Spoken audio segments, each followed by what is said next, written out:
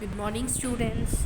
In our last class, we have completed some part of the lesson National Movement in India, Partition and Independence 1939 to 1947. So, today we are going to complete the remaining part of the lesson. If you see in your textbook, the year 1946 was a year of strikes and work stoppages in factories and mills in many parts of the country. CPI and the socialist parties were active in these movements. The country outside was also on the boil.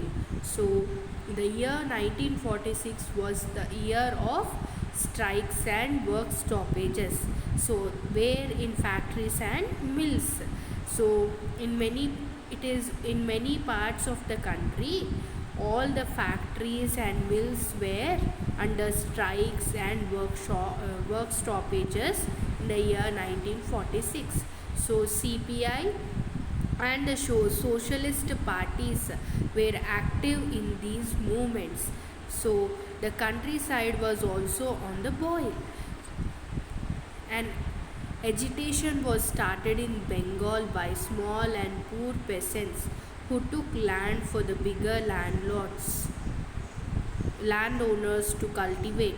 They demanded that their share of harvest should be increased to two portions out of three instead of half or even less. This was eventually given to them at that time. This was called the Thebaga movement and was led by the Provincial Kisan Sabha. So, what happened? An agitation also was started in Bengal by whom? Small and poor peasants who took lands of the bigger landowners to cultivate. Means these poor and small peasants, they took land from bigger landowners for cultivation. So they demanded that their share of harvest should be increased to two portions out of three instead of half or even less. So what was their demand? Their demand was to give two portions of their demand was to their demand was that to give two portions of harvest out of three portions. Before, how much they used to get? Half or even less than that. So this was eventually given to them at that time. So this was called the Thebaga movement. So this whatever the poor or the small peasants who took land from the bigger landowners for cultivation and agitation which started, it is called as Thebaga movement, and it was led by whom? The Provincial Kisan Sabha. In Hyderabad, the Communist Party led a massive movement of farmers of the Telangana region. The Telangana farmers opposed the large landowners and demanded that debates of farmers can be cancelled.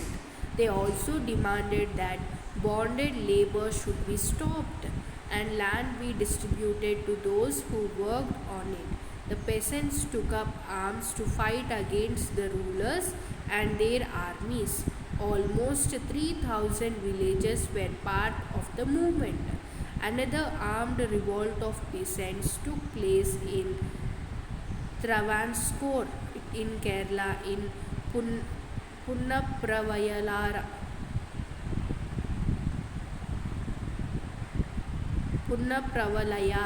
So what happened in Hyderabad? The Communist Party led a massive movement of farmers of the Telangana region. So the Telangana farmers, what did they do? They opposed the large landowners, and they demanded that debates of farmers can be cancelled.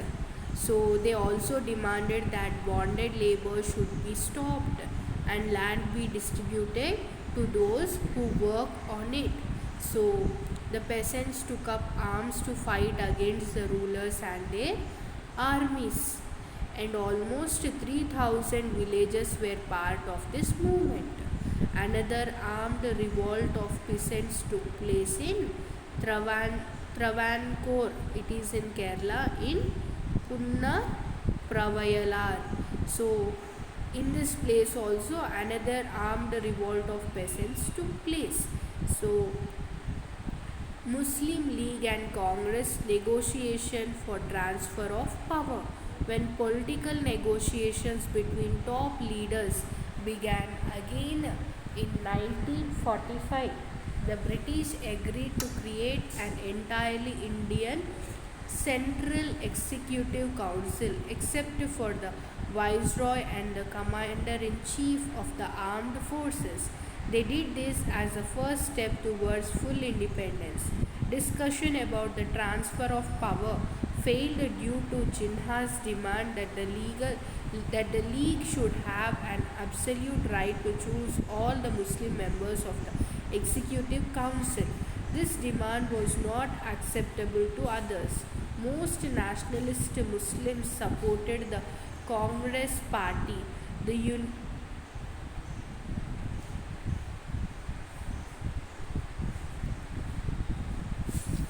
discussions about the transfer of power failed due to Jinnah's demand that the League should have an absolute right to choose all the Muslim members of the Executive Council.